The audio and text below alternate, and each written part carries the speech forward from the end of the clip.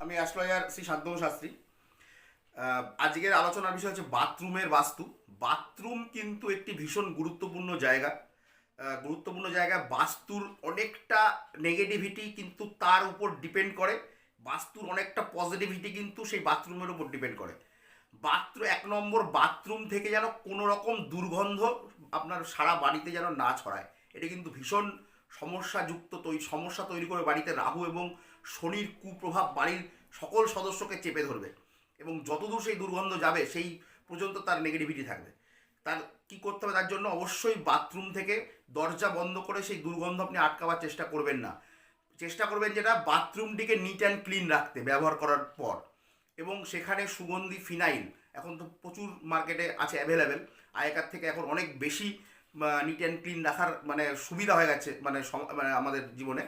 আপনারা সেই ফিনাইল কিনবেন যা আপনাদের পছন্দের।